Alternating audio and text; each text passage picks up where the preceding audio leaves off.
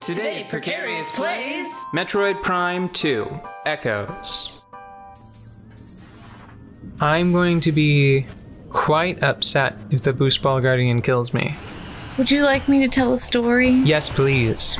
Do you have a subject matter? Boost Ball. Boost Ball? Yeah. I don't remember much about Boost Ball. I don't know. Just high speed, things moving quickly. That was a very short story. Oh, I was broadening the scope. Okay. Speed to an enemy target can only be damaged in solid form. Find a way to keep it solid.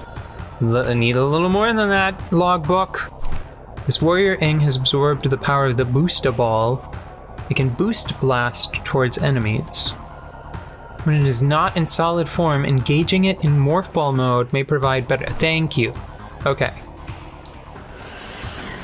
You know what I miss right now? What? You said fast things, and I miss watching Top Gear. I don't know why I stopped watching. I think that what happened was that Top Gear's formula is pretty predictable, and because I don't have interest in the individual cars, like the specifics, you know, I didn't really, like, the episode to episode differences were not that big a deal for me. So, like, basically they would do like some funny stunt, show off some priceless, insane masterpiece of carness, and then debate about whether or not it actually was some insane masterpiece of carness. And then they would do the silly racetrack with the reasonably priced car. A star in a reasonably priced. Star in a reasonably priced car, yes, which I liked quite a bit. I would like to drive on a racetrack in a reasonably priced car. Man, the only one of those that I really clearly remember is the one that Tom Cruise was racing, because he went for it. Yeah. I watched that and I was like, he really, like, he thinks that he is who he is in action movies, and I guess in some ways he like kind of is. Like, as much as you could possibly be.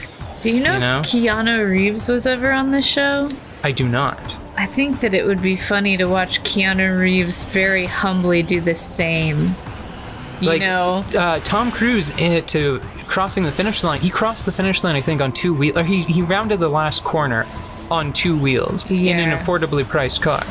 Yeah. Yeah. I remember being weirded out a little bit. Hey! Did you do it? I did it. Oh, somebody was worried. I was gonna say I remember being a little bit... Blue? What's blue? I don't know. Large energy unit. Is that better or worse than gold? I don't remember blue. Well, who cares? Anyway, Boost Ball, but I remember being a little bit weirded out by, like, Daniel Radcliffe doing a few like his laps in the reasonably like, I'm just like sitting there going like, what are you doing in this context? I never saw him on that show. Oh yeah, he was on there. He was one of the stars in the reasonably priced car, and I just remember just being kind of like feeling odd the whole time. Be like seeing... what is another staple of, like, my childhood? Thomas the Tank Engine, but on a plane?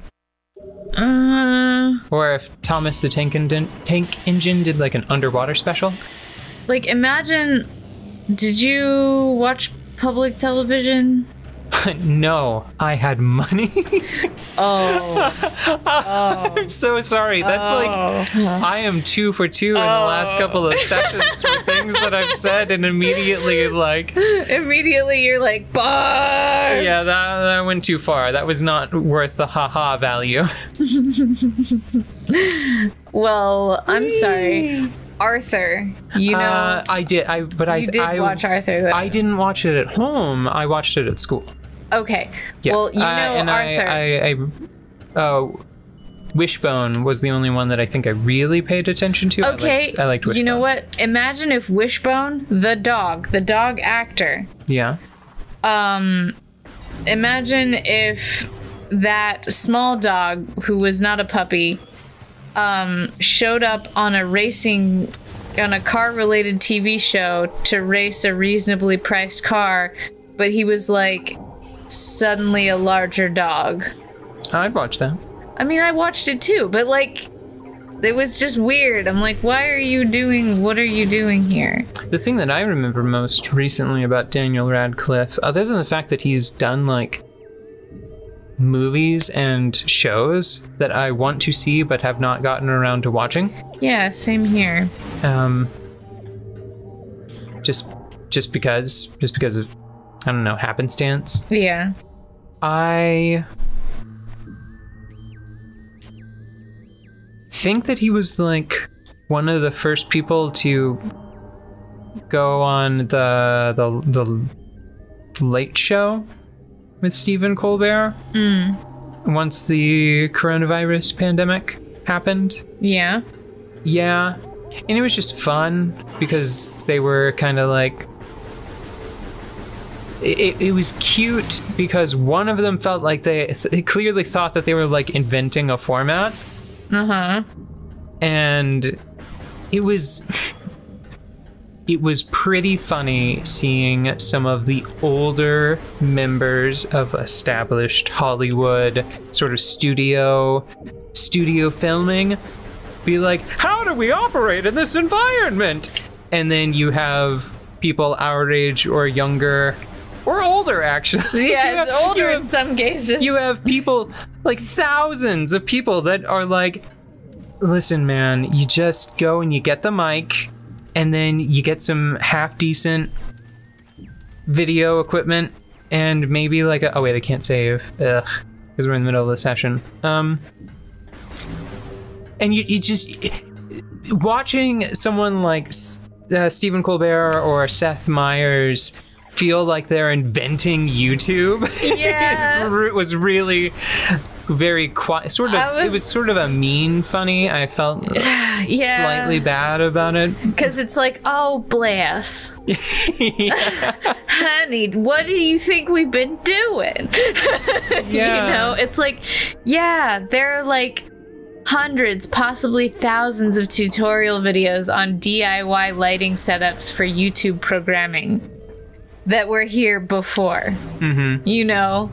Yeah, just that realization where it's like, even with all of like the money and talent that works around this person every day, do they really not think that you can like, you can just say and record things and then put it up on the internet? You don't need like a whole sound crew and lighting department, and you don't need an audience, a studio audience in front of you to just perform, to just like a lot of the converse. A lot of the expense that goes into making regular cable TV, like traditional productions, look impressive is literally just spent on making them look impressive, because it's still just, you've got your talent, you've got your guests, and you've got, you know, whatever you're talking about, right?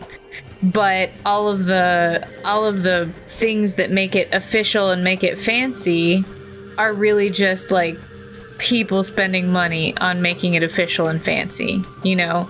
Like having writers. No, not even having writers, because you have people putting out really great stuff on YouTube that have writing staff. Writing staff, you know? I think Cody Shoddy has a writing staff. Yeah, like it takes a lot to put together that content. So really the only difference between very good content creators that are doing... And this is when I reveal, and what about our writing staff for all of our highly scripted content? Yes, all of that highly scripted content. Uh-huh. Oh, another cue card, Jerry. But yeah, it's More cue cards. more cue cards. This one says, cue cards. do the pizza joke. The pizza joke? I don't know, I was just coming up with words, and so... Arranging them in a particular order and then vocalizing them? I know about that one. It's my usual trick. But yeah, the only difference between really good, well-considered content that's made for YouTube and really good, well-considered content that is not as DIY and is made for television is literally just money to throw equipment and makeup and shiny outfits at it. Yeah. You know? I mean, like John Oliver, for example, like what makes John Oliver special is that he can purchase random frog fountains. Did you see that one? Yeah, I saw He has cornered the market. He was so excited. He was so happy. Like, was so happy, yes. one of his talents is I cannot tell some of the time if he is